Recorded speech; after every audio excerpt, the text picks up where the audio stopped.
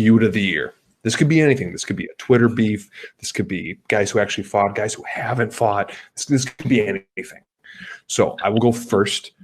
My pick was Jones versus Izzy because it was like a solid 3-week stint of nonstop tweets back and forth. Most in terms of volume, Jones was the champion. In terms of like sharp shots that just cut down to the very core of you, there was Izzy. And it's a fight that like seemed like it could happen, but then you got Jones saying he's gonna go up to heavyweight, and then Izzy doing like the ultimate troll. He's like, okay, you go up to heavyweight, now I'll go after the light heavyweight title. And if he's gonna get that, then he's gonna probably call Jones down. Thank you for the high five there, Ryan, man. You were killing it with that. Just to me, it was the most, I guess, the most prolific when you consider how many messages went back and forth over a period of time. So that's my pick for that. And actually, it's a fight that I would love to see. Although I would worry about how Izzy's going to do with someone that's going to have that much physicality over him and be able to take him down in terms of the wrestling. Because I mean, Costa was big, but he didn't have like the wrestling aspect of it. But that one is mine. I'm going to go to. I'll tell you what. I'll give Mikey Gilz. I'll give you a second to get your stuff together. Okay. Okay. So, although I don't think I wrote this one down. Okay. Are you Izzy Costa? That's me. Okay, just making sure, because at first I thought you went the other way because I know how much you're liking the other thing. But you know what? I will go to you. So next up is Mikey Gilz, and his feud of the year is, even though I kind of spoiled it for you, but no, see, this is the problem when I make my first official award a joke. Like everything else, you're kind of just second guessing the rest of the show. Like, serious, what's going on right now?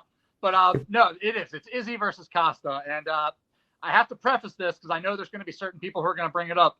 I am choosing to ignore the fact that they bro hugged it out at the airport before the fight. I am choosing to ignore it. That never happened. To me, it's just like when Hulk Hogan and Ultimate Warrior before a match, they would just go over their spot. It didn't affect me as a kid. It doesn't affect me now. But, like, I don't know. This fight in particular, it was so one-sided. Going into it, them talking is not what I'm talking about for the feud of the year. The feud of the year came afterwards because the fight was so goddamn one-sided. And for Paulo Costa to come as hard as he's come at Israel Adesanya after that fight is nothing short of hilarious. Like, especially with how it ended. So yeah. Like if he did that after it ended, and he came that hard. I mean, he dry humped him in the cage in front of millions. And Paulo Costa is on Twitter talking like he knocked him out. It's the greatest thing I've ever seen in the world. Like, you talk about people who cannot accept a loss. Like, this is up there. Like, this is for any people that are fans of The Office. This is like Andy Bernard crying on the set of the American Idol audition, just refusing to let it go. Like, I can't do sit here and cry, but he's prideful. That's Paulo Costa, and that's why I picked him. Thank God for them, too. Sorry, like, obviously it's our first time on HAP, so I feel like I have to take a moment. And if you haven't realized by now, as much as this is an MMA show, we go deep with references, whether it be 80s or 90s movies, random TV shows, occasionally video games, but I'm not as heavy into that. We don't go into comic books because it would just get real boring real quick of me making ridiculous references. So we kind of have that genre right there, that 80s to 90s, or I guess we get some 2000s in there, movies-wise and stuff like that. So if you're into that, I mean, you might just enjoy the show for that aspect of it. Okay, next up, and I wish we had him here for this. He's in the chat if you want to ask him his questions. That is Real Mike. He is there in the chat. Mike Copenhaver, if you want to ask him his specifics on here. But we have his feud of the year is Jake Paul versus MMA. Just in total MMA versus literally anybody in MMA. And obviously that was a huge push towards the end of the year, and I guess like it's not even recency bias. I mean, technically is, but it's been so widespread, and so many people outside of the scope of MMA now are into it because he's such a, I don't want to say YouTube star, because I think anything with YouTube in front of it, you have to put parentheses after it, like YouTube expert, YouTube documentarian.